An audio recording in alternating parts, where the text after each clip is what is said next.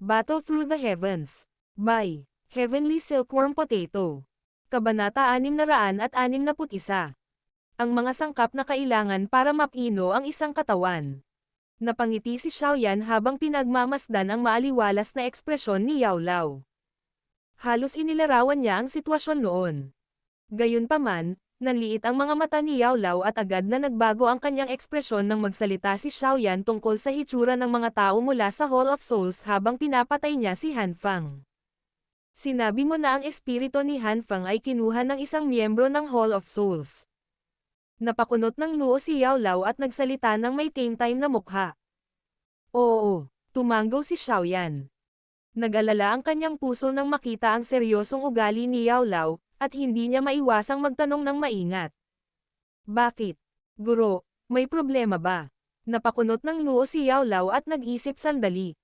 Mukhang may iniisip siya bago siya dahan-daang nagsalita. Kung ganito, malamang na hindi namatay si Han Fang ng ganoon kadali. Nagulat si Xiaoyan.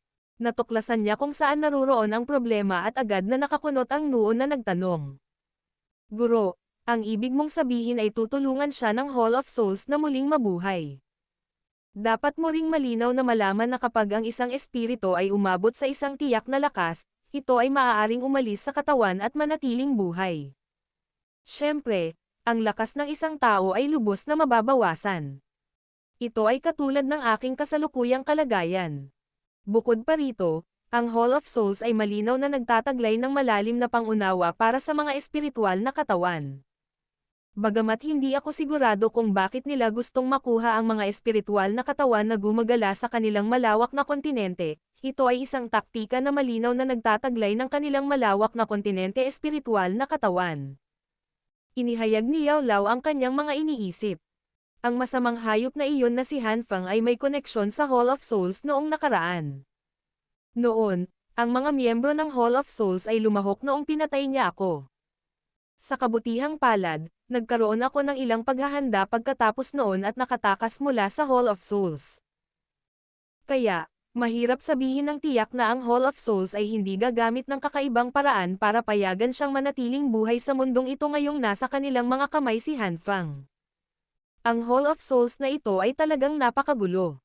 Talagang isang oversight ito. Kung magsalita sa ganitong paraan, malamang na si Han Fang ay hindi pa ganap na patay. Sayang. Napakunot ng noo si Xiaoyan at mapait na ngumiti habang umilingiling, medyo naghihinayang. Walang dapat ikaawa. Mula sa isang tiyak na pananaw, napatay mo na siya minsan. Kahit na manatiling buhay siya sa tulong ng Hall of Souls, ang kanyang aktwal na lakas ay tiyak na mababawasan ng husto. Kahit na gusto niyang gawin ang isang bagay, malamang na mahirap para sa kanya na magdulot ng malaking banta. Umiling si Yao Lao at agad na nagsalita na may seryosong mukha. Gayunpaman, mula sa sinabi mo, ang bagay na higit na ikinababahala ko ay ang mga kakaibang tao mula sa Hall of Souls ay malinaw na alam na ang aking espiritu ay nasa iyong katawan. Marahil, magpapadala sila ng isang dispatch upang salakayin ka sa hinaharap. Ang mga nararapat na hakbang ay gagawin pagdating ng panahon. Pag-usapan natin ito kapag sa wakas ay dumating sila at mahanap ako. Nagkataon, ang pagkawala ng aking ama ay tila may kaugnayan sa kanila. Ito ay mabuti kung sila ay dumating. Tinaas ni Xiaoyan ang kanyang kilay at malamig na tumawa habang nagtataglay ng lubos na kumpiyansa.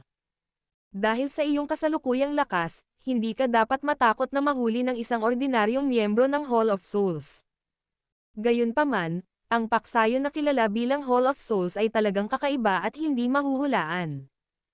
Kahit ako ay hindi sigurado kung gaano sila kalakas. Sa makatuwid, pinakamahusay na kumilos ng maingat. Inihayag ni Yao Lao ang kanyang opinyon. Natural lang iyan. Kailangang gawin ng leon ang lahat ng makakaya kung gusto nitong manghuli ng kuneho. At saka, kuneho na tayo ngayon. Siguradong mahuhuli tayo ng mga ito kung hindi tayo mag-iingat. Ngumiti si Xiaoyan at sumagot. Bahagyang tumanggaw si Yao Lao. Napaisip siya sandali at parang may naalala. Bigla niyang ibinaling ang kanyang ulo kay Reyna Medusa na nasa di kalayuan at nakangiting sinabi. May isang bagay na nais kong pag-usapan ng personal sa aking disipulo. Maaari bang lumayo ka sandali? Pinagdikit ni Medusa ang kanyang mga kilay matapos marinig ang mga salita ni Yao Lao. Sinulyapan niya si Xiaoyan na maayos na bago sumangot ng malamig. Pagkatapos nito, lumingon siya. Kakaibang nawala ang kanyang katawan sa tabi ng siga sa isang flash. Ito ay talagang hindi inaasahan na ang kanyang lakas ay talagang tumaas ng ganito pagkatapos na ang kanyang espiritu ay sumanib sa Heaven Swallow ang Python. Sa kanyang kasalukuyang lakas, kalimutan ka, mapanganib para sa akin na subukang talunin siya kahit nagamit ang aking kasalukuyang lakas. Tumitig ang tingin ni Yao Lao sa lugar kung saan nawala si Medusa bago bumantong hininga pagkaraan ng ilang sandali. May bahid talaga ng takot sa mga salita niya. Hihihi. Guro, hindi ka dapat mag-alala. Hindi siya kikilos laban sa akin kahit isang taon man lang. At saka, kung may mangyari sa akin, kaya kong hilingin na makialam siya. Habang natutulog ka, ilang beses kong sinamantala ang kanyang lakas upang kumilos sa isang kahanga-hangang paraan. Ngumiti si Xiaoyan at sinabi, "Ikaw munting diablo, talagang marami kang masasamang ideya. Sa totoo lang nagagawa mo pang supulan ang ganyang bisyo na babae. Gayunpaman, dapat ka pa ring mag-ingat. Ang babaeng ito ay parang isang masungit na babaeng leopardo. Magiging magaling siyang katulong kung mapaamo mo siya ng maayos. Gayunpaman, kapag nabigo ka, malamang na ikaw ang unang taong lulunukin niya bilang ganti." Ngumiti muna si Yao Lao bago pinaalalahanan si Xiaoyan. Ngumiti si Xiaoyan at tumango. Pag-usapan muna natin ang ilang tamang negosyo. Nakatitig ang mga mata ni Yao Lao kay Xiaoyan. May kaunting pag-aalala ang kanyang tingin dito habang nagsasalita. Ang Fallen Heart Flame ay matagumpay mo ng napino. Kung ganoon, ang dalawang uri ng Heavenly Flame. Nagsanib ba sila? Ibinuka ni Xiaoyan ang kanyang bibig at ngumiti habang pinagmamasdan ang gawin ni Yao Lao. Dahan-dahan niyang inabot ang kamay niya at pinitik ang daliri niya. Isang tipak ng glazed lotus heart flame ang lumabas dito.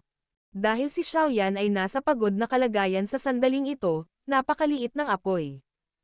Gayunpaman, hindi ito naging hadlang sa pagkalat ng nakakatakot na temperatura. Talagang nagtagumpay ang pagsasanib. Ang ekspresyon ni Yao Lao ay medyo nasasabik habang ang kanyang tingin ay nakatitig sa maliit na butil ng madilim na berdeng apoy. Ang flame mantra na ito ay isang bagay na kahit siya ay hindi nasanay. Kaya naman, hindi rin siya sigurado kung kaya nitong lunukan at pagsamahin ang heavenly flames. Pagkatapos ng lahat, isang heavenly flame lang ang maaaring umiral sa loob ng katawan ng isang tao.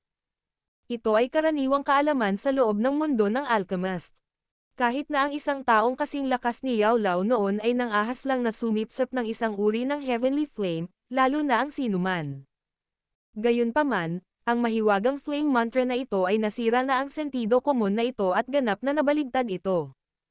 Maaaring isipin ng isang tao kung anong uri ng kaguluhan ang ay dudulot nito kapag ang mga espesyal na epekto ng flame mantra ay ginawa sa publiko. Ang isang uri ng heavenly flame ay sapat upang payagan ang isang alchemist o isang fire affinity practitioner na magkaroon ng isang hindi kapani-paniwalang mahusay na lakas. Paano kung ang isa ay may 2 uri, 3 uri, o higit pa? Malamang na hindi labis na ilarawan ang malaking naipon na lakas bilang kayang sirain ang langit at lupa.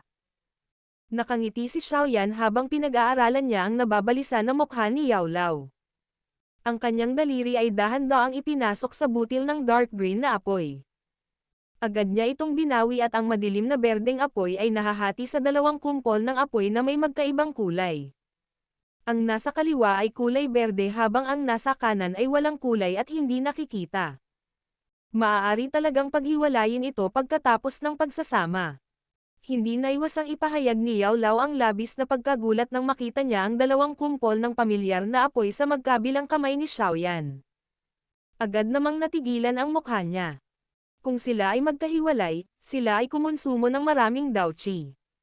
Gayunpaman, ang kalamangan ay ang dalawa ay maaaring gamitin para sa iba't ibang layunin. Kung sila ay pinagsama-sama, ang lakas nito ay mas nakakatakot. Ngumiti si Xiaoyan. Muli niyang pinagsanib ang 2 apoy sa glazed lotus heart flame habang itinaas niya ang kanyang ulo kay Yao Lao at nagtanong. Guro, Ano ang magiging ranggo nitong Glazed Lotus Heart Flame na aking pinagsama at nabuo sa Heavenly Flame Rangkang? Ang kamay ni Yao Lao ay umindayog sa ibabaw ng madilim na berdeng apoy habang nagmumuni-muni siya saglit. Sa wakas ay sinabi niyang medyo walang magawa. Ang Heavenly Flame na iyon sa Heavenly Flame Rangkang ay napakabihirang lahat. Kahit ako ay hindi ko makita ang lahat sa kanila. Sa makatuwid, natural na hindi ko masuri itong Glazed Lotus Heart Flame mo. Gayunpaman, sa aking hula, hindi ito dapat mas mababa sa ranggo kaysa sa aking bone-chilling flame. Nagkibit-balikat lang si Xiaoyan sa malabong sagot na ito. Tama. Dahil nilunok mo na at pinagsama ang Fallen Heart Flame, dapat nag-evolve na ang Flame Mantra diba? Biglang tanong ni Yao Lao. Oo, sa tingin ko, ang aking Flame Mantra ay dapat na pumasok sa D-Class, tama ba? Sinapo ni Xiaoyan ang kanyang ulo at nagsalita ng hindi sigurado. Subukan at i-circulate ang iyong chi method. Susuriin ko ito. Saglit na nag-isip si Yao Lao bago inilagay ang kanyang kamay sa puso ni Xiaoyan habang nagsasalita siya. Agad na ginawa ni Xiaoyan ang sinabi sa kanya matapos itong marinig. Gumalaw ang kanyang isip, at ang Flame Mantra Chi Method sa loob ng kanyang katawan ay nagsimulang umikot ng mabilis. Sa sirkulasyon ng Chi Method, ang nakapalibot na natural na enerhiya ay nagsimulang tumulo ng mabilis habang ang natural na enerhiya ay mabilis na pumasok sa katawan ni Xiaoyan. Pagkatapos nito, sumailalim ito sa iba't ibang mga pagpipino bago ito inimbak sa buong katawan niya. Oo, ang bilis ng pagsipsip ng enerhiya na ito ay talagang mas malakas kaysa dati. Kung titignan, nakapasok na talaga ito sa D-Class. Gayunpaman, dapat ay nasa D-Class low level lang ito. Binawi ni Yao Lao ang kanyang kamay at agad na nagsalita ng nakangiti. Gayunpaman, dahil sa kakaiba ng Flame Mantra Chi Method, maaari itong maihambing sa D-Class Middle Level Chi Method kahit na ito ay nasa D-Class Low Level. Sa kasalukuyang antas ng Chi Method na ito, sapat na para sa iyo na sayangin ang Dao Chi nang walang pag-aalala. Tumanggaw si Xiaoyan at tumawa ng mahina. Guro, pinagsanib ko na ang dalawang uri ng Heavenly Flame. Maaari ba kitang tulungang pinuhin ang isang katawan na kayang tumanggap ng iyong espiritu? Nagulat si Yao Lao nang marinig niya ang mga salitang ito ni Xiaoyan. Agad siyang nakaramdam ng kasiyahan sa kanyang puso. Hinaplos niya ang ulo ni Xiaoyan at nagsalita sa mahinang boses. Maaaring halos hindi posible kung mayroong dalawang uri ng Heavenly Flames ngunit hindi dapat magkaroon ng malaking problema kung ay dadagdag ang aking bone-chilling flame. Gayunpaman, ang mga sangkap na kailangan upang pinuhin ang isang katawan ay talagang napakabihirang at nakakatakot pa nga. Kaya, hindi natin ito madaliin. Ano ang mga sangkap na kailangan? Ngayon, mayroon na rin akong lakas sa loob ng Black Corner region. Baka makakuha ako ng taong maghanap sa kanila. Tanong ni Xiaoyan. Ang mga bagay na ito ay hindi mga bagay na maaaring makuha sa pamamagitan lamang ng paghahanap. Mapait na tumawa si Yao Lao. Gayunpaman, walang magawa lamang siyang tumanggo nang makita niya ang mataimtim na titig ni Xiaoyan. Sabi niya, walang maraming bagay na kailangan mo kung gusto mong pinuhin ang isang katawan na tunay na makakapagbigay ng aking espiritu. Nangangailangan lamang ito ng tatlong uri ng mga bagay. Nagmamadaling naging focus si Xiaoyan nang makita niyang itinaas ni Yao Lao ang tatlong daliri. Agad niyang binigay kay Yao Lao ang kanyang tenga habang nakikinig siyang mabuti.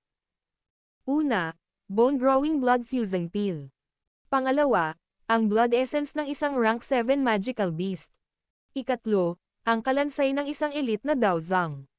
Ang orihinal na solemne na ekspresyon ni Xiaoyan ay unti-unti ding naging mapurol nang marinig niya ang tatlong bagay na dahan-dahang lumabas sa bibig ni Yao Lao. Bone-Growing Blood Fusing Pill. Ito ay isang bagay na alam ni Xiaoyan. Isang medicinal pill sa tuktok ng ikapitong tier. Maaari pa itong umakyat sa ikawalong baitang.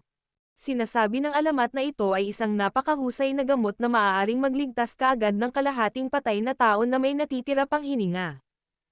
Ang kakanyahan ng dugo ng isang Rank 7 Magical Beast. My God, hindi ba iyon naglalarawan kay Reyna Medusa? Ang balangkas ng isang elite na Daozang. Ito. Kailangan ba talaga niyang pumunta at maghanap ng isang elite na Daozang na papatayin? Dahil sa kanyang kasalukuyang kakayahan, mahirap sabihin kung sino ang papatay kung sino. Battle Through the Heavens. Kabanata 662. Paghahanap ng mga solusyon.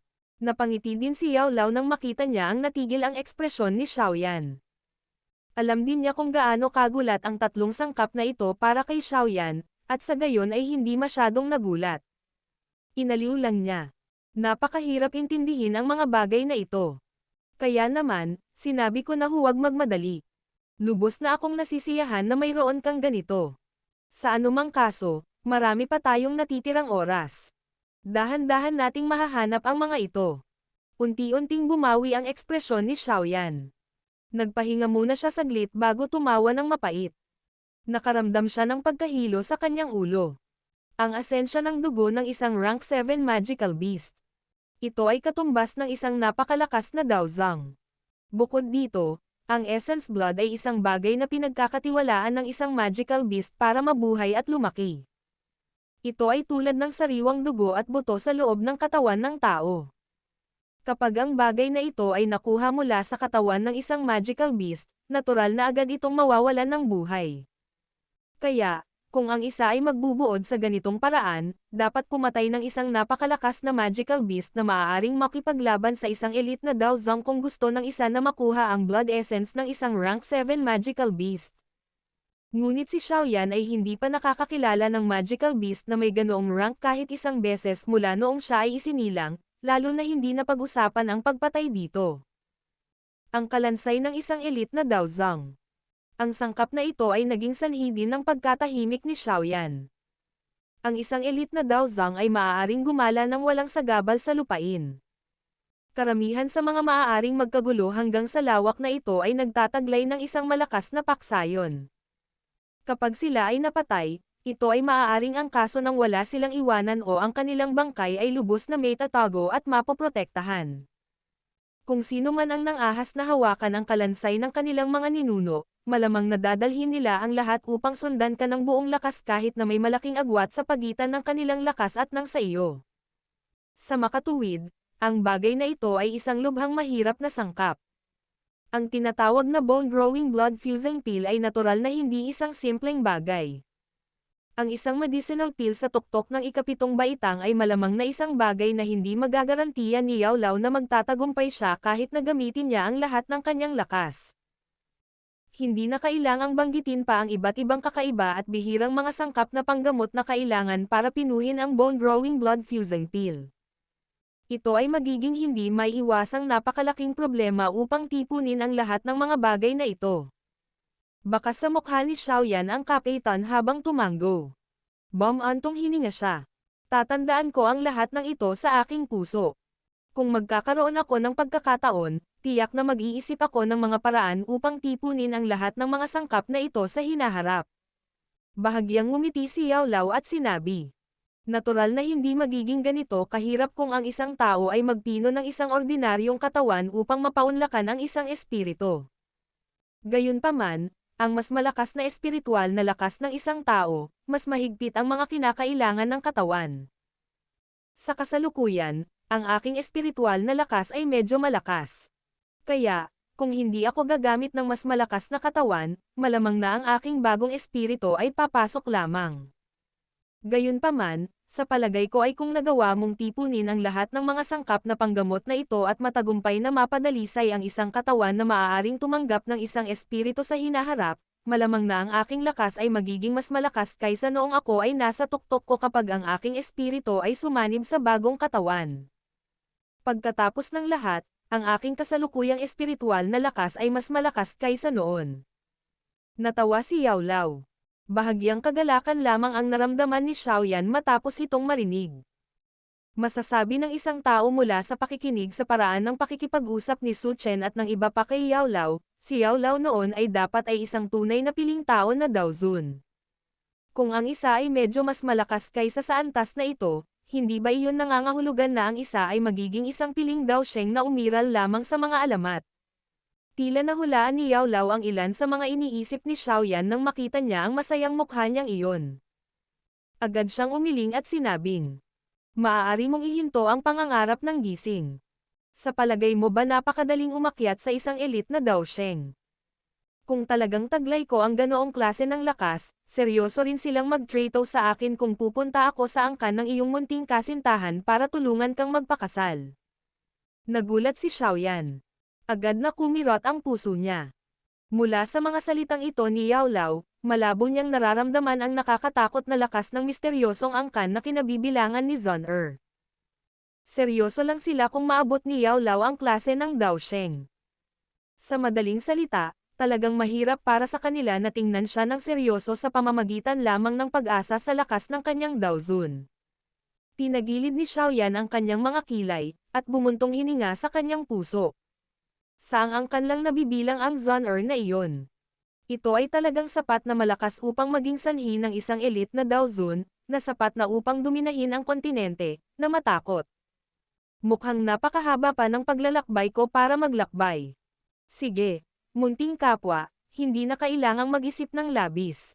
Sa iyong talento, naniniwala ako na sa kalaunan ay magkakaroon ka ng kakayahang maging tunay na maihahambing sa iyong maliit na kasintahan. Hahaha. Isang 20 taong gulang na elite na dawang. Maaaring hindi maglakas loob na sabihin na ang gayong tagumpay ay sa iyo lamang sa kontinente, ngunit sapat na ang pagtingin sa hindi mabilang na bilang ng mga tao. Ngumiti si Yao Lao at inaliw si Xiaoyan nang makita niya ang mabilis na pagbabago ng mukha ni Xiaoyan. Bahagyang tumanggaw si Xiaoyan. Itinaas niya ang kanyang ulo at tinitigan si Yao Lao. Gumalaw ang kanyang bibig. Ang paraan niya kung saan paulit-ulit siyang nagsasalita ay parang may gusto siyang sabihin. Alam kong interesado ka sa angkan ng iyong maliit na kasintahan. Gayunpaman, may ilang bagay na hindi ka pakipakinabang sa iyo kung sasabihin sa iyo ngayon. Masasabi ko lang sa iyo na ang kanilang angkan ay isa na umiral mula pa noong sinaunang panahon. Nagtataglay sila ng sobrang nakakatakot na lakas, at isang espesyal na talento na nahihirapan ang isang ordinaryong tao na pantayan. Maliit na tao, ang Daoqi. Ang mga bagay na ngayon ay may kaugnayan sa kontinente ng Daoqi. Iceberg sa hinaharap, unti-unti mong malalaman na ang halos walang katapusang kontinenteng ito ay mas kawili-wili na maaari mong isipin. Tila malinaw na naunawaan ni Yao Lao ang gustong itanong ni Xiaoyan. Gayunpaman, ikanawin niya ang kanyang kamay at pasimpleng sumagot ng isang ngiti. Dahan-dahang huminga ng malalim si Xiaoyan ng medyo nagyayelong hangin. Bahagya siyang tumanggaw sabay pidyo sa pagkabalisa sa loob ng kanyang puso. Nabawi rin ng mukha niya ang katahimikan ng nakaraan. Dapat ay mahinahon kang gumaling ngayon. Naranasan mo nang mapagod ang iyong sarili nang gisingin mo ako sa pagkakataong ito. Kung nagpatuloy ka ng walang nararapat na pag-iingat para sa mga kahihinatnan, maaaring medyo nasaktan mo ang iyong lakas. Tinapik ni Yao Lao ang mga balikat ni Xiaoyan at nagsalita ng nakangiti. Tumanggaw si Xiaoyan.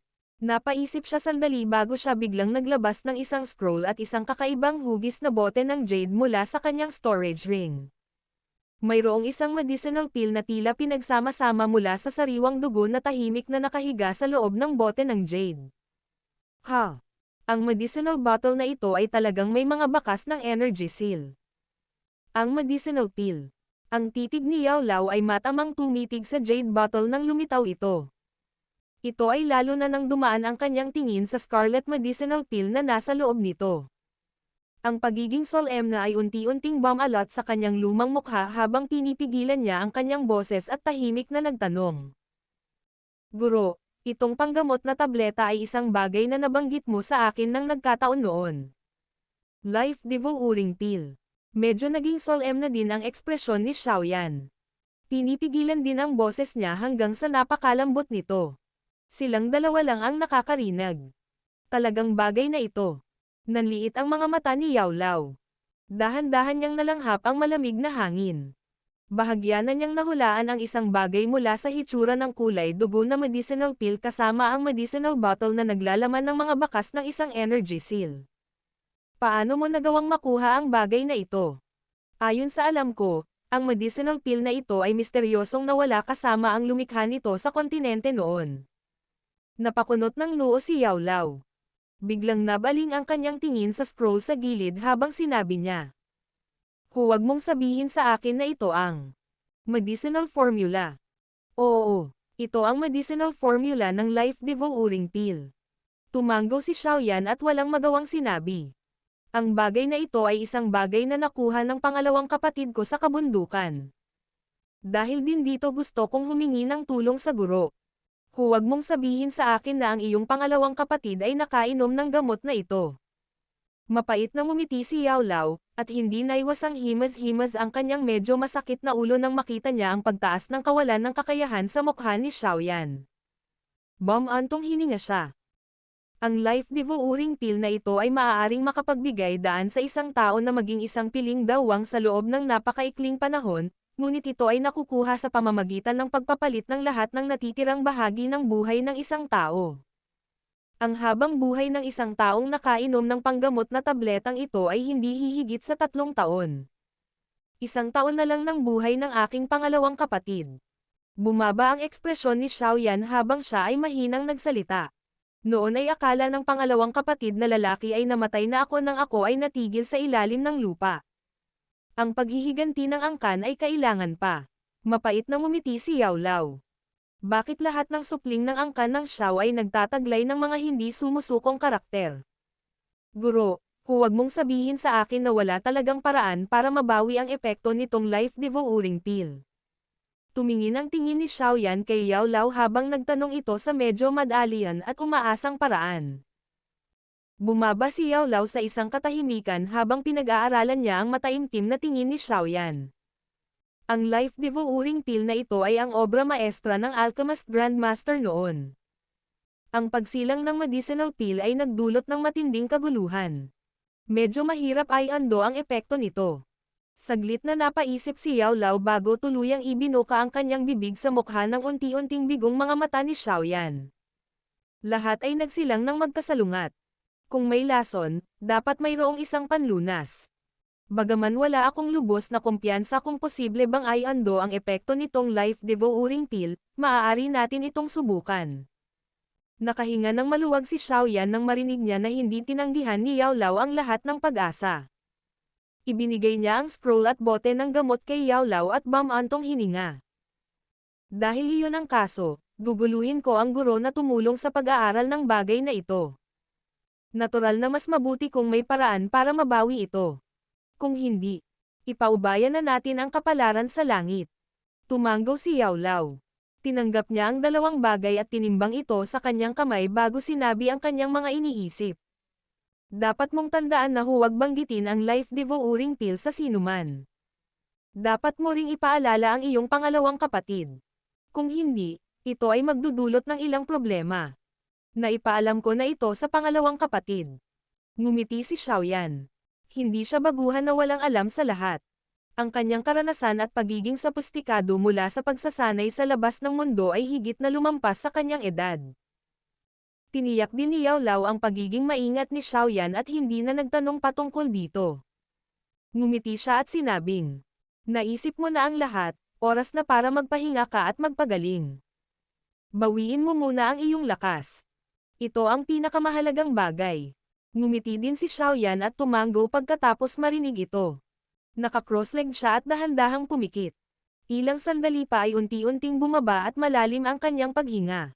Siya ay huminga at huminga, na bumubuo ng isang perpektong ikot. Bahagyang nag-iba-iba rin ang hangin sa paligid habang nabuo ang cycle ng kanyang paghinga.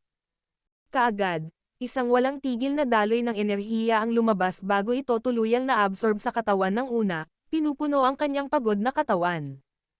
Walang magawang umiling si Yao Lao habang pinapanood si Xiaoyan na pumasok sa kanyang training mode.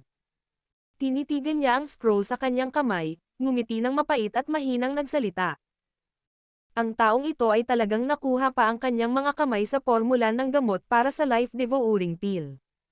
Gayunpaman, mas madaling sabihin kaysa gawin para makakuha ng paraan para mabawi ito.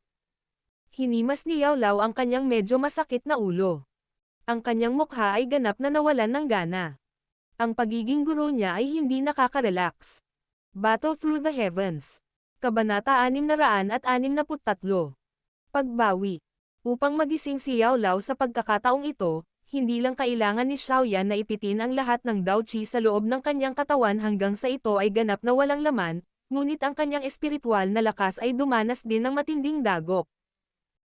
Kaya naman, medyo mahirap pa rin para sa kanya na makabawi sa kanyang pinakamataas na kondisyon sa loob ng maikling panahon sa kabila ng katotohanan na ang Flame Mantra ay nagbago na sa isang D-Class Chi method. Gayunpaman, maswerte na si Yao Lao ay muling nagising. Sa ligtas na tagapag-alaga na ito, hindi na kailangang mag-alala ni Xiaoyan tungkol sa iba pang bagay na nakakagambala sa kanya. Kaya naman, siya ay ganap na makapagpahinga at pumasok sa kanyang mode ng pagsasanay upang gumaling. Hindi na kailangang mag-alala tungkol sa pinakamaliit na impluwensya mula sa labas ng mundo. Sa pamamagitan ng ganitong uri ng tahimik na paggaling, na walang anumang distractions, ang walang laman na katawan ni Xiaoyan ay unti-unting napupuno ng mga alon ng Dao Qi na dumadaloy. Ang kanyang pagod ay humihina sa bawat araw. Sa hitsura ng kanyang pag-unlad, ang kanyang katawan ay ganap na gumaling sa lalong madaling panahon. Isang itim na damit at binata ang nakaupong nakakros ang paa sa isang tahimik na taluktok ng bundok sa loob ng luntiang kagubatan ng bundok. Ang kanyang katawan ay matatag na parang bato. Hindi siya nakagawa ng kahit na katiting na paggalaw, kahit na hinayaan ang mabangis na hangin na magdulot ng pag-iingay ng kanyang mga damit. Nagkaroon ng pagbabago sa hangin sa paligid ng binata na nakaitim na damit. Ang mga alon ng natural na enerhiya ay tumagos sa kanyang paligid bago walang tigil na dumadaloy sa kanyang katawan. Dahil sa bilis ng lumalakas na enerhiya na masyadong mabangis, nauwi sa paglitaw upang bumuo ng isang energy whirlpool sa paligid ng kanyang katawan. Ang gitna ng whirlpool na iyon ay ang katawan na parang napakalalim na hukay. Ang paraan ng pagsipsip ng enerhiya ay nagpatuloy ng halos isang oras o higit pa bago ang momentum na ito ay unti-unting nabawasan. Pagkaraan ng ilang sandali, ang unti-unting pag-ikot ng enerhiya ay nagsimulang dahan-dahang kumalat. Bahagyang ng inag ang hindi gumagalaw na katawan ng binata sa pagkakalat ng energy swirl. Ang mga mata niyang nakapikit ay biglang bumukas. Binuksan ni Xiaoyan ang kanyang dalawang mata. Ang dalawang parang substance na kumpol ng dark green na apoy ay bumaril mula sa loob. Ilang sandali pa, gayunpaman, ang apoy ay naglabas ng soon na tunog at lumiit pabalik sa kanyang mga mata bago ang liwanag ay mabilis na nawala. Ho! Isang subaw ng maputik na hangin na pinigilan sa kanyang dibdib ang sumunod sa paggulong ng kanyang lalamunan, at kalaunan ay ibinuga ni Xiaoyan. Isang layer ng malabong malajade na ningning ang bumungad sa mukha ni Xiaoyan habang ang maputik na hangin na ito ay ibinuga. Ang pagod na nakatago sa pagitan ng kanyang mga kilay nitong mga nakaraang araw ay tuluyan ding nawala sa sandaling ito. Dahan-dahan ngunit mahigpit na kinuyam ni Xiaoyan ang kanyang kamay. Ang pakiramdam ng pagiging puno ng lakas ay naging sanhi ng hindi sinasadyang pagngiti sa gilid ng bibig ni Xiaoyan. Sa halos 7 araw na pagpapagaling na ito, tuluyan na siyang nakabawi mula sa pagod ng Dao Qi sa loob ng kanyang katawan pati na rin ang dagok na natanggap ng kanyang espiritu. Bukod dito, umani siya ng hindi inaasahang gantimpala. Bago siya tumigil kanina, malinaw na naramdaman ni Xiaoyan ang mahinang pakiramdam na ang Dao Qi sa kanyang katawan ay nagiging mas malakas kaysa dati. Bagamat nasa tuktok pa rin siya ng klase ng Dawang, ang bawat antas ay may pagkakaiba sa pagitan ng itaas at mababang antas. Para lang itong bote ng tubig na may level scale. Kahit na ang tubig sa loob nito ay umabot na sa antas ng isang tiyak na marka, mayroon pa ring malaking agwat sa pagitan ng pagmamarka na ito at ng susunod na nasa itaas. Ang lalong mas malakas na Dao Qi ay parang paulit-ulit na pagtaas ng tubig. Maaga o huli, tataas ito sa mas mataas na marka. Sa oras na iyon, ito na ang sandali na pumasok si Xiaoyan sa klase ng Dao Huang. Dahil sa pagtaas ng kanyang lakas sa nakaraan at si Xiaoyan ay bumagsak sa malapit na kamatayan sa loob ng 2 taon, nahirapan siyang kontrolin ang lakas sa loob ng kanyang katawan ng perpekto pagkatapos niyang magising. Kaya naman, si Xiaoyan ay tila pumasok sa isang dead end sa lahat ng oras na ito. Mahirap para sa kanyang lakas na tumaas kahit kaunti anuman ang kanyang pagsasanay. Gayunpaman, pagkatapos nitong nakalipas na 2 buwan kung saan nagamit na niya ang lahat ng Dao Qi sa loob ng kanyang katawan, ang kontrol at pagiging pamilyar ni Xiaoyan sa lakas sa loob ng kanyang katawan ay tumaas ng husto. Dahil dito naramdaman niyang umabant na ang kanyang lakas ngayong ganap na siyang gumaling at nabawi ang kanyang lakas. Ang ganitong sitwasyon ay isang bagay na napakahirap gawin noong nakaraan. Gayunpaman, sa sandaling lumitaw ito, nangangahulugan ito na ang kasalukuyang Xiaoyan ay nagsimula ng kontrolin ang lakas sa loob ng kanyang katawan at naabot na ang kwalifikasyon para sa kanyang lakas na patuloy na tumaas. Malinaw ding naunawaan ni Xiaoyan ang puntong ito sa loob ng kanyang puso. Ito ang dahilan na nagdulot sa kanya ng labis na kagalakan nang maramdaman niyang umuusad ang kanyang lakas. Tumayo si Xiaoyan mula sa malaking bato. Tumingin siya sa dagat ng mga puno na kumakalat sa gilid ng kanyang paningin mula sa isang mataas na lugar. Sa isang bahagyang ngiti, ang kanyang kamay ay nakagawian na bumubuo ng isang napakapamilyar na kakaibang selyo at agad na marahan itong itinulak pasulong. Ang selyo ng kamay ay itinulak pasulong at nagdala ng hangin. Siyempre, natural na hindi basta-basta gagamitin ni Xiaoyan ang Open Mountain Seal dahil sa sobrang pagkapagod ng kanyang Dao Qi para gawin iyon. Sa makatuwid, ang partikular na Open Mountain Seal na ito ay hindi nagdulot ng anumang aktibidad. Sa kabila ng hindi paggamit ng anumang Dao Qi, ang hangin ay dahan-dahan pa ring umaagos saan man dumaan ang hand seal. Bagamat napakaliit ng ripple, napukaw ito ng ganap na pag-asa sa misteryosong selyo ng kamay. Bagamat matagal ko nang nasanay ang Open Mountain Seal na ito, halos hindi ko pa rin ito naiintindihan. Talagang karapat-dapat itong maging isang D-class high-level Dao technique. Ang isang tao ay nahaharap sa maraming kahirapan sa pagsasanay nito. Dahan-daang tinanggal ni Xiaoyan ang kanyang selyo ng kamay, at isang malabong kulay pilak na kinang ang biglang lumundag sa kanyang mga paa. Nanginig ang kanyang katawan, at isang after-image ang nanatili sa orihinal na lugar. Ang kanyang katawan ay tahimik na sumugod sa langit sa paraang parang multo. Ang misteryo ng 3,000 lightning movement ay talagang nagawang tumigil ni Xiaoyan ng maikling sandali sa kalangitan kahit na walang suporta ng isang pares ng Dao Qi wings. Tumigil sandali ang figure ni Xiaoyan sa kalangitan. Isang pares ng magagandang jade green na pakpak ang bumaril mula sa likod ni Xiaoyan. Hinampis niya ang mga ito ng marahan at pinatatag ang kanyang pababang katawan. Ang kasalukuyang 3,000 lightning movement ay dapat na umabot na sa ikalawang antas, ang instant lightning level. Talagang hindi ko alam kung kailan ako makakapasok sa huling antas na 3,000 lightning. Ibinaba ni Xiaoyan ang kanyang ulo at pinag-aralan ang mga kumikislap na thread ng kidlat sa ilalim ng kanyang mga paa bago siya bumantong hininga at nagsalita. Talagang hinaanggad niya ang antas na iyon kung saan nakuha niya ang nakakatakot na bilis na binanggit ni Yao Lao sa ganap na pagkabisado ng 3,000 lightning movement. Hihihi. Munting kapwa, nabawi mo na ba ang iyong lakas? Biglang tumunog ang tawa ni Yao Lao habang nag-iisip si Xiaoyan. Agad na umalangaw-ngaw ang tunog ng humaharurot na hangin nang lumitaw ang isang medyo ilusyon na figure ng tao sa harap ni Xiaoyan. Ngumiti at tumanggaw si Xiaoyan habang nakaharap sa nakangiting si Yao Lao sa kanyang harapan. Mukhang hindi ka lang ganap na gumaling mula sa iyong mga pinsala, ngunit ang iyong lakas ay umunlad din.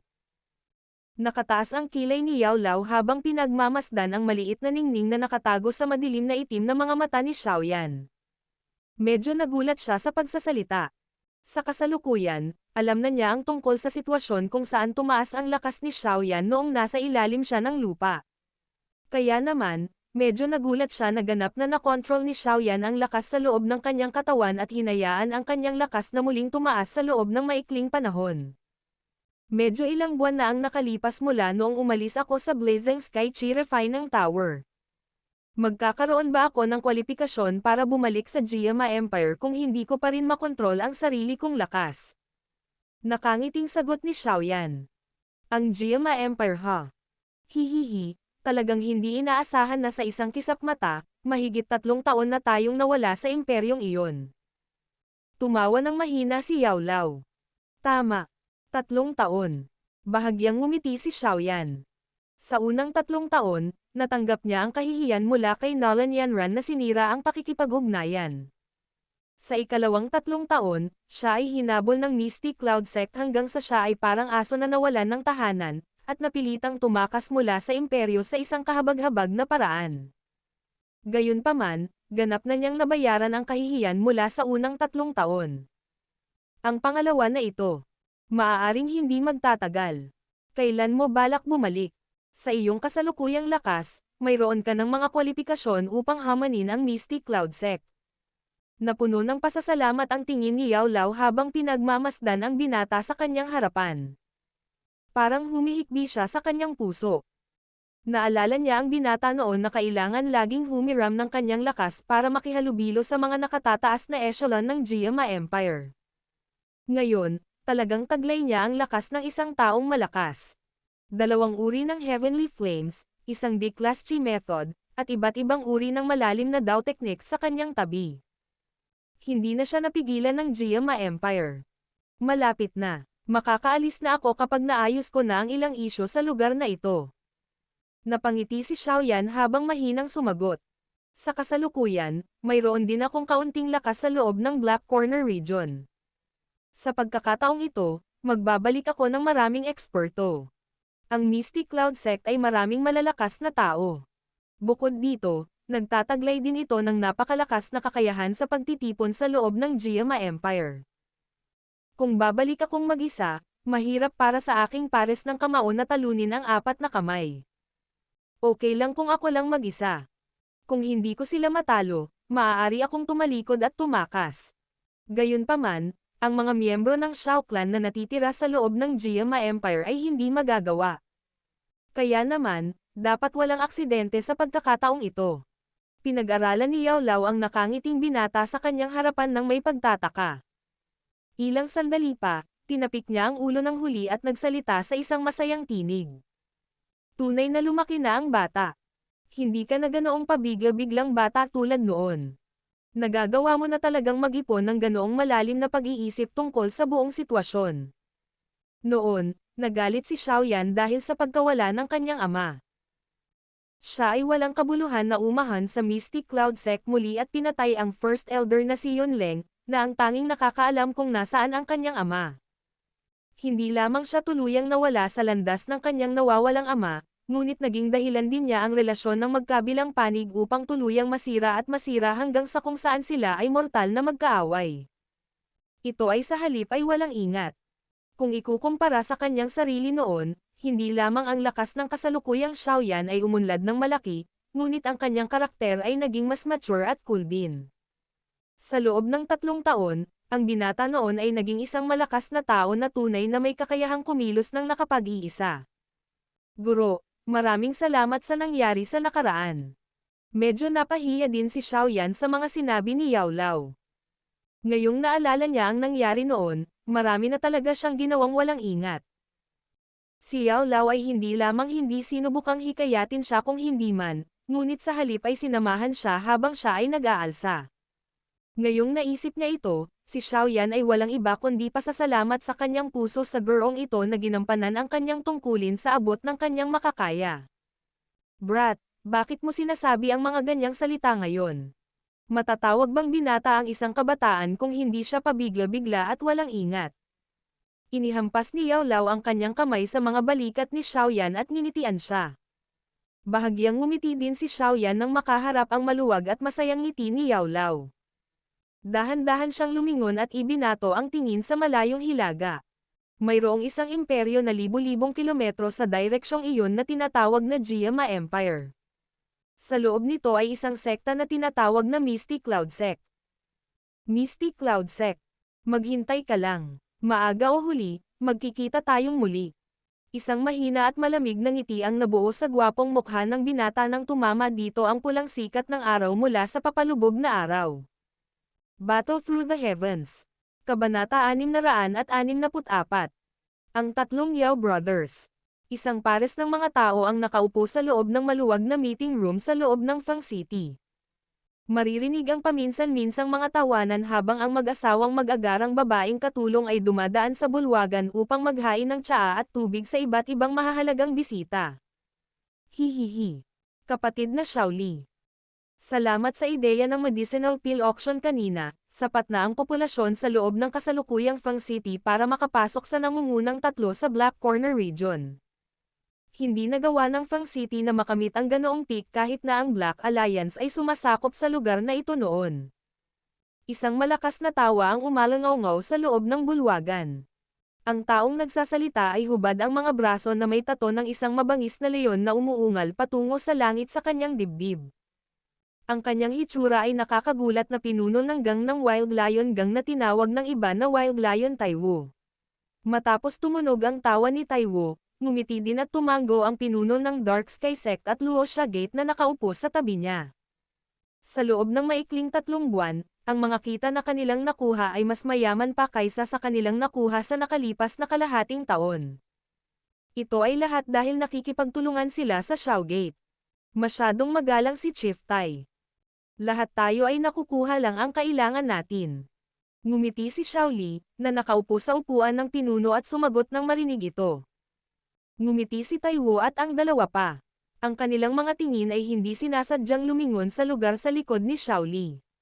May 3 lalaking nakasuot ng magkatulad na kulay na damit na tahimik na nakatayo sa likuran niya.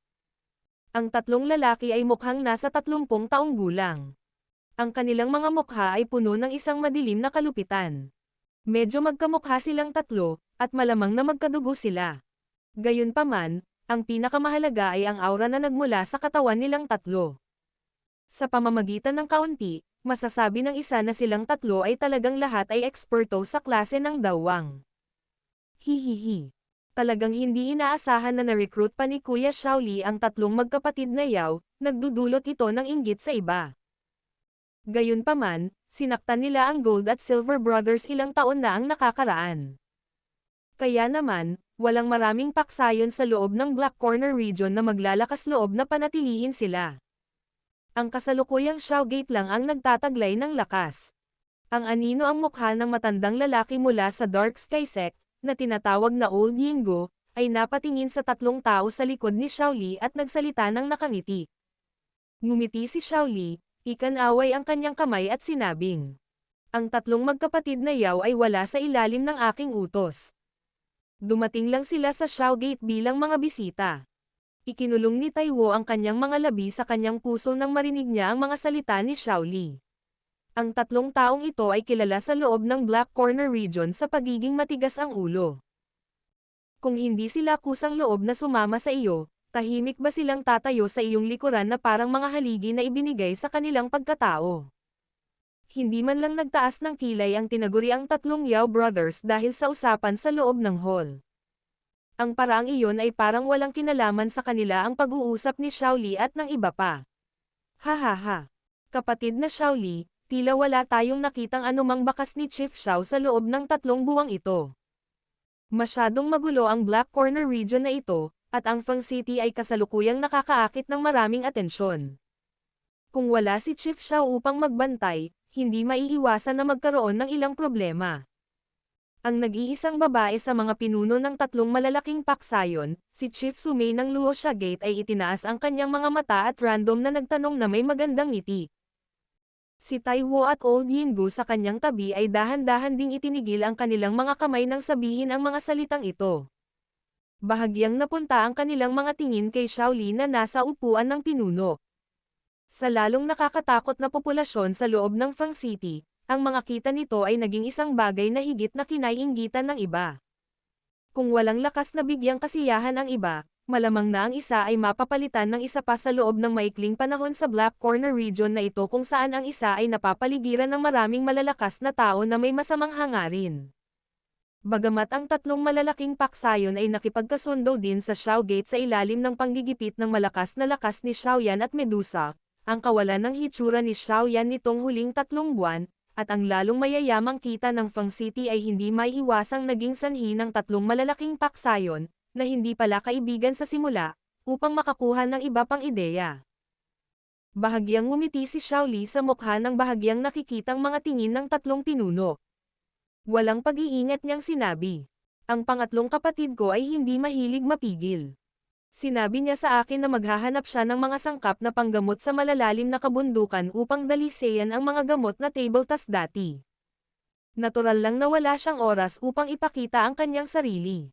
Maaari kong ipaalam sa inyong 3 sa sandaling bumalik siya kung hinahangaan mo siya. Napangiti silang 3 nang marinig iyon. Inilapag ng matandang Yingo ang tasa sa kanyang kamay at ngumiti at sinabing, Brother Xiao, Kahit na may kasunduan kami na susundan ka namin sa Jiama Empire para harapin ang iyong kaaway, dapat mo ring malaman na ang Mystic Cloud Sect ay nagtataglay ng isang elite na Daozang. Kaya, hindi kami maglalakas loob na pumunta kung hindi susunod si Chief Xiao at ang taong iyon. Napakunot ng noo si Xiao Li. Ang tatlong tusong taong ito ay talagang mga batikang tao na nag-ulo kasama ang Black Corner region sa mahabang panahon. Talagang nag-iiwan sila ng paraan upang makatakas sa ganoong oras sakaling magkaroon ng anumang problema na maaaring mangyari sa hinaharap. Hihihi. Bakit?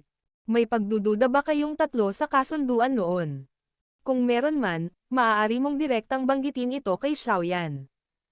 Isang mahinang tawa ang biglang tumunog mula sa labas ng handang ibuka ni Xiao Li ang kanyang bibig.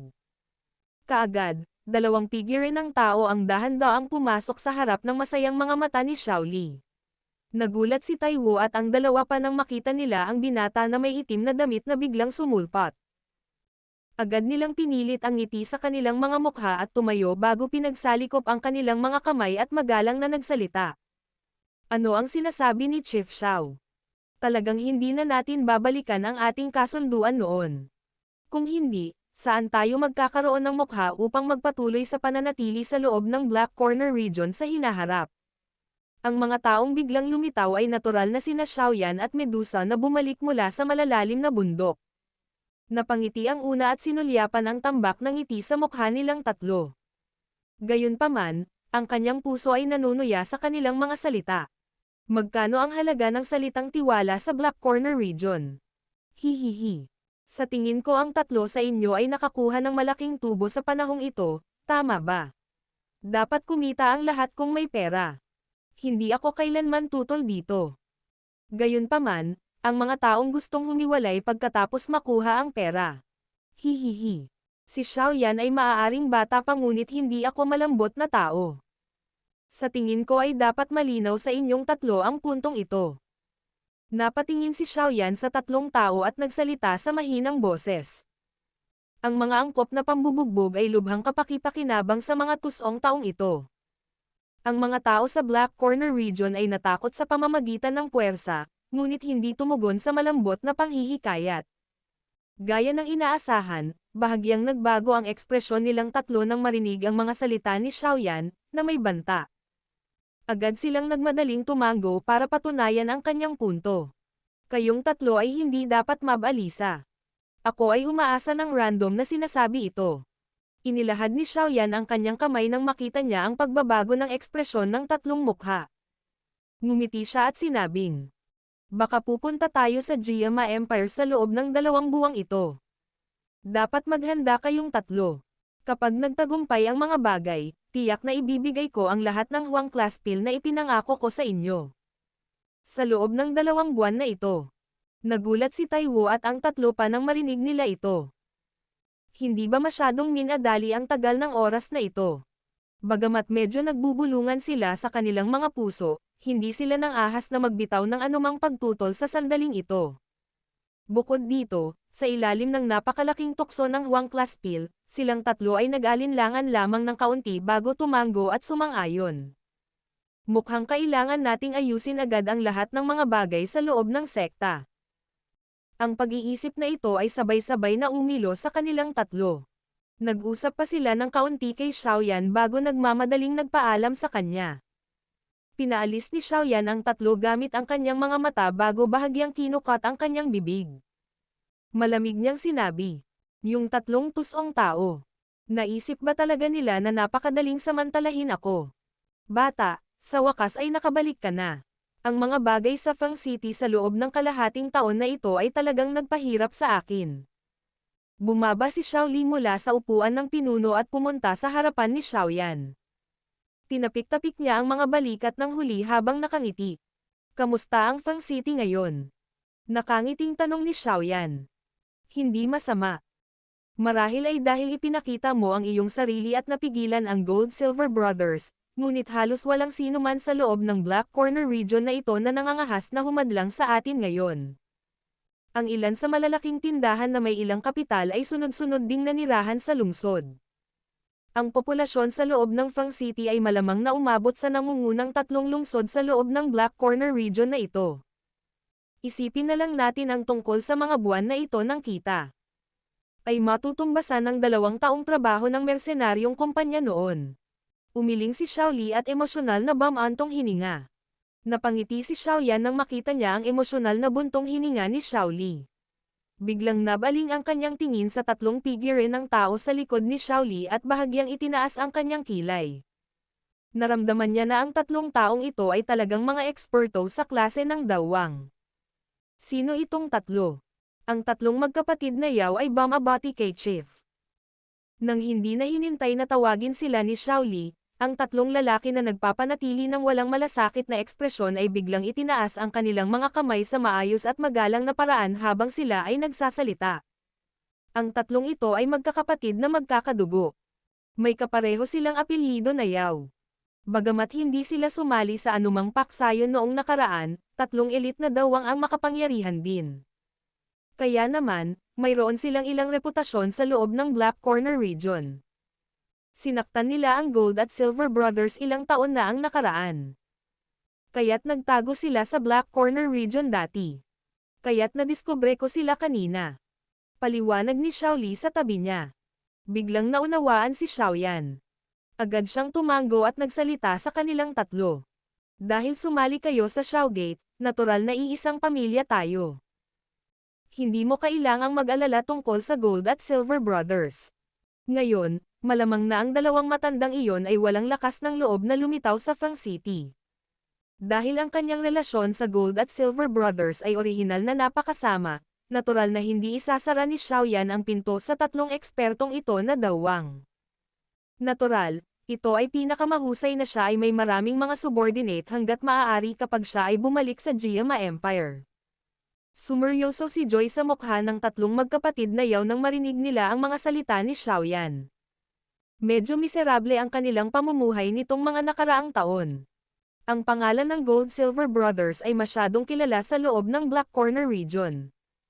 Ito ay sa punto na maraming paksayon ang hindi nagpapanatili sa kanila at nang ahas na saktan ang 2 matandang iyon na hindi mamamatay.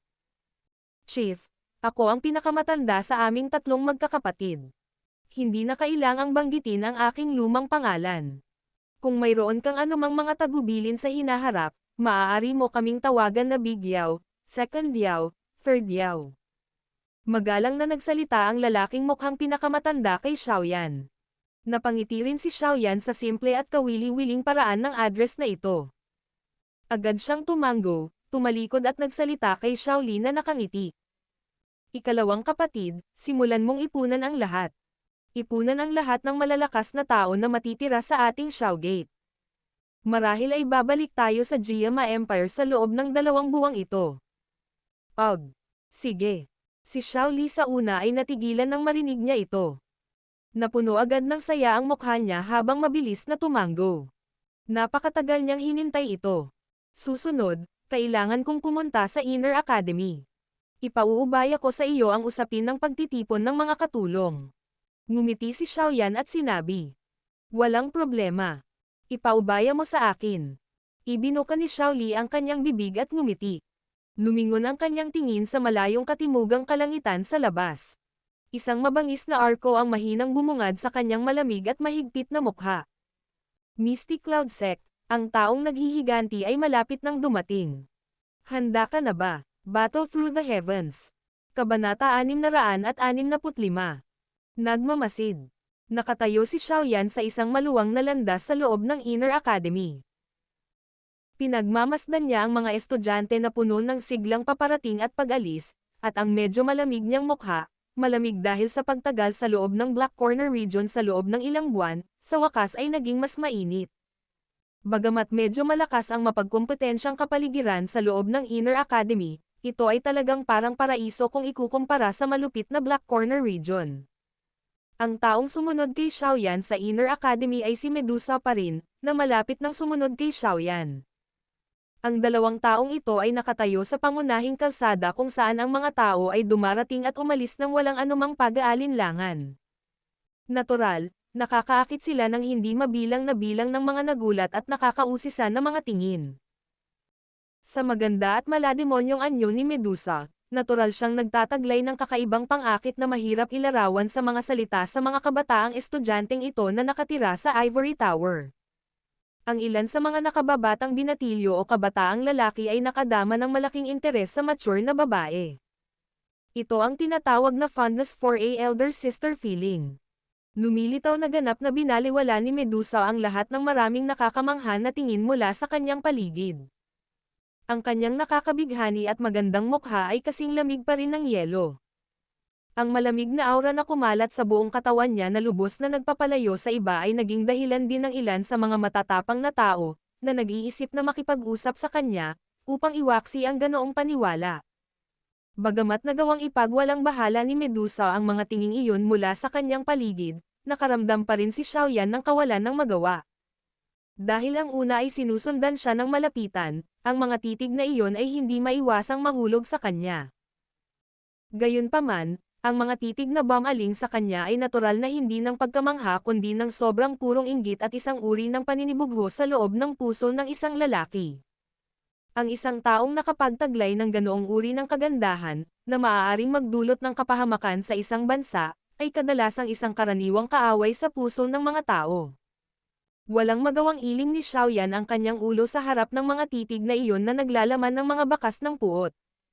Natural na hindi siya hahanap ng mali sa mga estudyanteng iyon, na mas bata sa kanya. Sa makatuwid, pagkatapos niyang tukuyin ang kanyang direksyon, kumaway siya kay Medusa bago kumislap ang isang pilak na kinang sa ilalim ng kanyang mga paa. Sa isang iglap, nawala siya sa harap ng maraming nakatulala na tingin sa paligid niya. Pagkatapos lamang mawala ang dalawang tao ay nabasag ang tahimik na kapaligiran sa paligid ng maraming tahimik na pag-uusap. Napakabilis talaga ng lalaking iyon. Mukhang hindi estudyante ng Inner Academy ang dalawang taong ito. Gayunpaman, mukhang pamilyar ang lalaking iyon. Ang ilan sa mga tao ay kumikislap ang kanilang mga mata ng walang katiyakan habang sinusubukan nilang alalahanin ng buong lakas. Tama, naalala ko. Hindi ba siya ang pinuno ng Pansgate, si Xiaoyan? Isang gulat na sigaw ang biglang tumunog. Kaagad, maraming mga tao ang nagkaroon ng biglaang pag-unawa sa kanilang mga mukha. Nagkatinginan ang lahat habang lumulutang ang pananabik sa kanilang mga mata. Maraming tao ang mayroong uri ng paghanga sa maalamat na misteryosong taong ito na kadalasang hindi nakikita. Sa malaking labanan para sa kaligtasan ng Inner Academy noon, binaligtad ng binata na ito ang sitwasyon. Ang nakakasilaw na resulta ng labanan ay naging dahilan upang maramdaman ng mga estudyanteng ito ang kanilang mainit na dugo sa pagdinig lamang tungkol dito.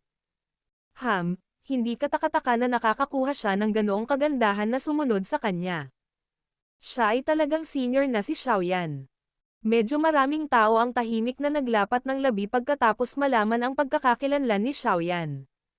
Agad silang napabuntong hininga ng tahimik sa kanilang mga puso. Parang mga bida lang ang kasama ng mga dilag. Natural na hindi narinig ni Xiaoyan ang iba't ibang usapan ng mga estudyanteng iyon. Pagkatapos umalis sa lugar kung saan nangyari ang lahat, nagmanyobra siya sa parang kidlat na bilis patungo sa lugar na nasa loob ng Inner Academy kung saan matatagpuan ang unang Elder Su Chen.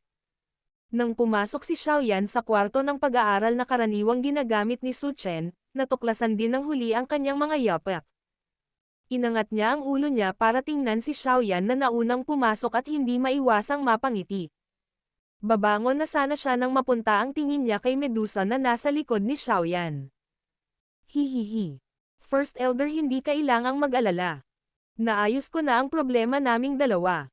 Nakita ni Xiaoyan ang biglang pagtigas ng mukha ni Su Chen, at nagmamadaling ibinuka ang kanyang bibig para tumawa. Alam niya na si Su Chen ay labis na natatakot kay Medusa sa loob ng kanyang puso. Pagkatapos ng lahat, ang babaeng ito ay tunay na nagdulot sa kanya ng pakiramdam ng panganib. Ang tensyonado na katawan ni Su Chen ay tahimik lamang na nakahinga ng kaunti pagkatapos marinig ito. Bagamat ang karamihan sa kanyang pagtuon ay nanatili pa rin sa Medusa, nagawa niyang ipakita ang isang ngiti sa kanyang mukha habang nagsasalita siya. Ilang buwan ka nang nawala ng sabay-sabay. Kung hindi dahil sa may tiwala ako sa iyo, akala ko talaga ay tahimik kang tinapos ng mga taong iyon sa loob ng Black Corner region.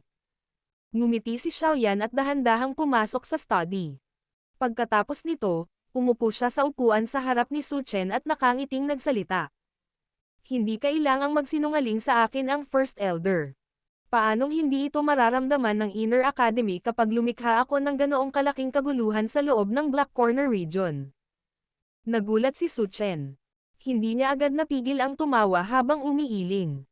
Sinabi niya, "Bata, talagang hindi ka ordinaryong tao. Sinakop mo na ngayon ang Fang City, nag-set up ng napakalaking medicinal pill auction, at nakakuha ng atensyon ng mahigit kalahati ng Black Corner region. Natural na kailangan ng Inner Academy na bigyang pansin." Tumanggo si Xiaoyan. Bilang dalawang napakalaking nilalang na magkatabi, natural na kailangan ng Inner Academy na magpanatili ng pambihirang pag-iingat para sa magulong rehiyong iyon.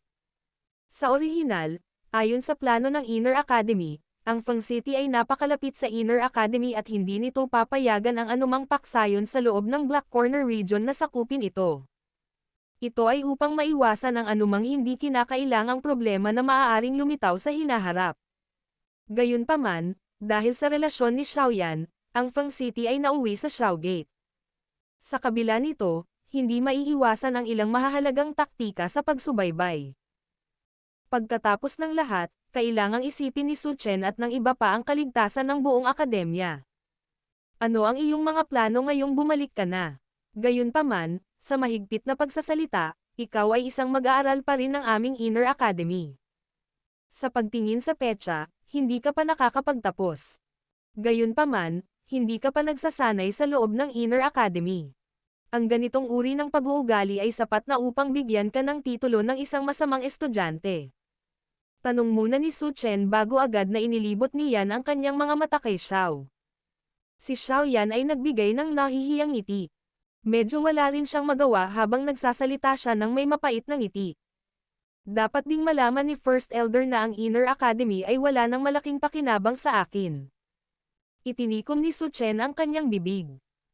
Ang kasalukuyang lakas ni Xiaoyan ay hindi maaaring tumaas ng malaki sa loob ng Inner Academy. Maging ang pagsasanay sa buong araw sa ilalim ng Blazing Sky Chi-Refining Tower ay hindi magkakaroon ng maraming atraksyon kay Xiaoyan na nagtataglay ng tunay na Fallen Heart Flame. Gayunpaman, nakaramdam pa rin siya ng kaunting sama ng loob kapag naiisip niya iyon. Ang taong ito ay talagang hindi nakikibahagi sa matapat na gawain. First Elder, baka bumalik ako sa Jiama Empire sa loob ng 2 buwang ito. Tumingin ang mata ni Xiaoyan kay Su Chen habang nagsasalita siya ng may tame time na ekspresyon. Bahagyang nagulat si Su Chen. Bahagyang nagkunot ang kanyang mga kilay habang sinasabi ang kanyang mga iniisip. Babalik ka na ba sa Jiama Empire? Ganon kaga. Marahan na bamantong hininga si Xiaoyan at nagsalita sa mahinang boses. 3 taon na akong umalis. Ang ilang mga sama ng loob ay kailangang maayos. Natural na wala talaga akong masabi para pigilan kapag dating sa mga ganyang bagay. Bagamat ang lakas mo sa kasalukuyan ay tumataas, dapat ka pa rin kumilos ng maingat. Ang Mystic Cloud Sect ay may napakalalim na pundasyon sa loob ng Jiama Empire, at ang lakas nito ay napakalaki. Bukod dito, ang Yunshan ay isang tunay na piling tao na Daozang. Kung ikaw ay kikilos ng walang ingat, malamang na hindi ka magkakaroon ng pagkakataong makabalik. Alam ko na malamang na naisip mong dagdagan ang iyong lakas at maghiganti pagdating mo sa Jianan Academy noon. Pagkatapos ng 3 taon na ito, hindi ka na ang binata na napuno ng sigla. Nag-isip sandali si Su Chen bago tame time na nagsalita. Tatandaan ni Xiaoyan ang turo ng First Elder sa kaibuturan ng aking puso. Maraming salamat sa iyong pangangalaga nitong mga nakaraang taon. Medyo naantig si Xiaoyan sa kanyang puso nang marinig niya ang taos-pusong paalala ni Su Chen. Tumayo siya at yumoko kay Su Chen na may tame time na ekspresyon. Ang pangangalaga at pabor na ibinigay sa kanya ni Su Chen nitong 2 taon habang siya ay nasa akademya ay isang bagay na makikita ng sinuman. Ang pabor na ito ay hindi isang bagay na maaari niyang bawasan. Hihihi. Bakit mo sinasabi ang lahat ng ito? Isa kang estudyante ng ating Inner Academy. Lahat ng mga bagay na ito ay nasa aking responsibilidad. Ngumiti si Su Chen at ikanaway ang kanyang kamay. Pinagmasdan niya ang batang mukha bago biglang bumantong hininga. Nainggit talaga ako kay Yao Zunje. Talagang nakahanap siya ng napakagandang disipulo. Hihihi. Sa totoo lang, nagkaroon din ako ng ganoong intensyon noon. Natigilan si Xiaoyan nang marinig niya ito. Agad siyang nagsalita ng taos-puso. Si First Elder ay isa ring mabuting guro na hindi maaaring hilingin pa sa puso ni Xiaoyan. Ngumiti si Su Chen at sinabing, "Aalis ka na. May maitutulong ba ako sa iyo?" Napakamot ng ulo si Xiaoyan at nagsalita na may nakakahiyang ngiti. Wala naman talaga. Kaya lang, sana ay matulungan ako ni First Elder na alagaan ang Xiaogate pagkaalis ko. Hindi ito isang masamang lugar ng pag-unlad. Kapag naayos ko na ang usapin sa Jiama Empire, formal na akong magpapadala ng taong pumalit dito. Gayunpaman, bago ito, maaaring kailanganin ng First Elder na tumulong sa pag-aalaga dito. Pagkatapos ng lahat, dapat mo ring malaman ang tungkol sa uri ng lugar ng Black Corner Region. Kung hindi ako nakaupo, malamang na ang Fang City ay sasakupan ng ibang mga paksayon sa loob ng maikling panahon. Bata, gusto mo talaga ako, na isang tao mula sa Inner Academy, na tulungan kang alagaan ang isang paksayon sa loob ng Black Corner Region. Pakiramdam ni Su Chen ay hindi niya magawang tumawa o umiyak. Gayunpaman, tumanggaw siya pagkaraan ng ilang sandali. Sinabi niya ang kanyang mga iniisip. Ito ay hindi masyadong maraming problema.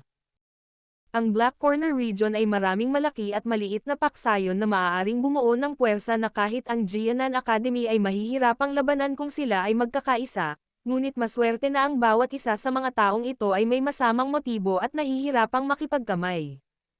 Dahil sa ating lakas, ang pag-aalaga sa Xiaogate ay hindi dapat maging malaking problema.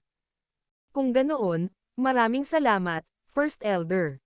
Natuwa si Xiaoyan nang makita niyang tumanggo si Su Chen sa kanyang ulo, at pinagsalikop niya ang kanyang mga kamay upang magpasalamat ng nakangiti. Ngumiti si Su Chen at agad na nagsabi, "Bagaman alam kong ang pagbabalik sa Jiama Empire ay isang napakahalagang bagay para sa iyo, hindi mo ako dapat sisihin sa hindi pagbibigay sa iyo ng maraming tulong sa bagay na ito dahil sa espesyal na katayuan ng Jianan Academy sa kontinente." Si Xiaoyan ay hindi isang hindi makatwirang tao. Nabigyan na ako ng sapat na tulong ni First Elder. Tumawa ng mahina si Xiaoyan. Natural na hindi niya pinangarap na gagamitin ni Su Chen ang lakas ng Jianan Academy para tulungan siyang maghiganti. Kung tutusin, hindi lang sa kanya ang akademyang ito. Ngumiti at tumanggo si Su Chen habang tinitingnan ang masayang ngiti sa maselang, gwapo, batang mukha. Marahang kumatok ang daliri niya sa mesa. Pagkaraan ng ilang sandali, bigla niyang sinabi. Siyempre, ang ilang mga elder, lalo na ang mga tulad ni Lin Yan na na-promote mula sa isang estudyante, ay maaaring isang Inner Academy elder sa pangalan, ngunit sila ay mga malayang individual. Ano man ang gusto nilang gawin ay natural na walang gaanong kaugnayan sa atin. Ito. Naiintindihan mo ba? Nagulat si Xiaoyan nang marinig niya ang mga salitang ito ni Su Chen na nakaturo sa isang tiyak na direksyon. Agad naman siyang ngumiti at tumanggo. Dahil iyon ang kaso, maraming salamat, First Elder.